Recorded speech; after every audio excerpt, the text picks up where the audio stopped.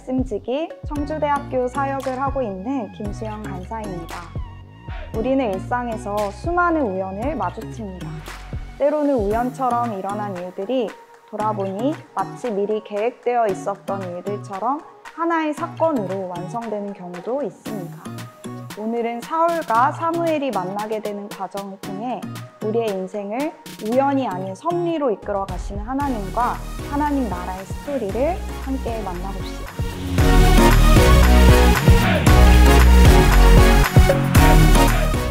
지난 8장에서 이스라엘 백성들은 사무엘에게 왕을 세워줄 것을 요구합니다. 이들이 왕을 요구하는 행위는 가증한 것이었습니다. 출애굽 때부터 하나님이 아닌 다른 신을 섬긴 것처럼 유일한 왕이신 하나님을 거부했던 것입니다. 하지만 하나님은 백성들의 요구를 받아주십니다. 그러면서 하나님께서 왕을 세우시는 과정이 펼쳐지는데 바로 오늘 본문이 그 과정을 자세히 보여줍니다. 하나님께서는 이스라엘의 첫 번째 왕으로 사울을 선택하십니다. 오늘 본문에서는 사울이 어떤 사람인지에 대한 설명과 사울이 사무엘을 처음 만나 왕으로 세워지는 과정을 설명합니다. 사울은 베냐민 지파 중 유력한 집안의 청년이었습니다. 게다가 2절을 보면 그는 외적으로도 아주 잘생긴 소년이었습니다. 그런 사울에게 어느 날 한 가지 에피소드가 일어납니다. 사울의 아버지는 암나귀 몇 마리를 잃어버리게 되는데 사울에게 이 암나귀들을 찾아오라고 이야기합니다.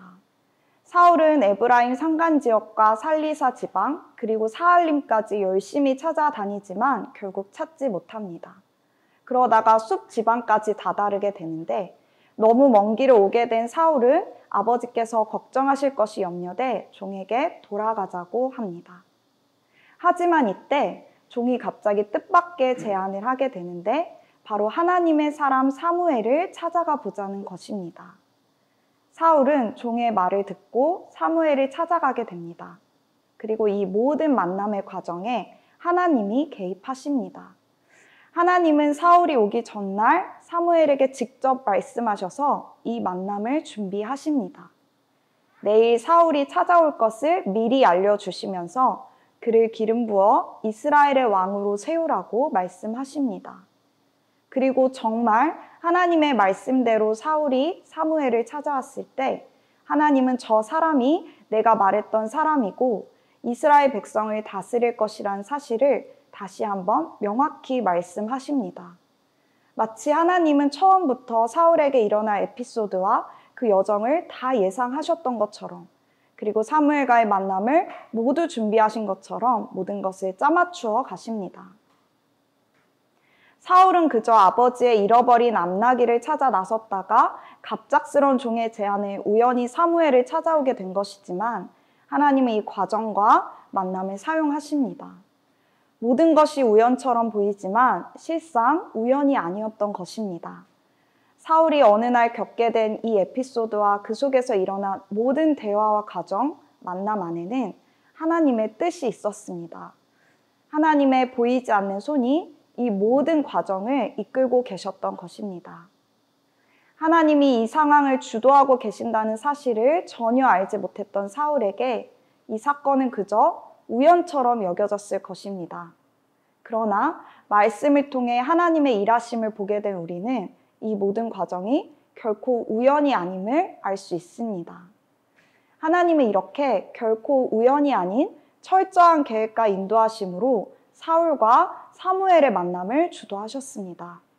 그리고 우연처럼 일어난 이 모든 사건에는 하나님의 이스라엘 백성을 향한 인내와 수용, 사랑, 그리고 크신 구원의 계획과 섭리가 에워싸고 있었고 사울 한 사람의 삶을 향한 부르심과 인도하심 또한 작동하고 있었습니다.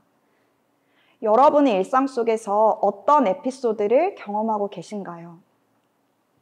하나님을 발견하지 못한다면 그저 우연으로 지나갈 일들이지만 우리가 하나님을 발견하게 된다면 우리는 하나님의 섭리 속에서 하나님 나라의 스토리를 써내려 가게 될 것입니다.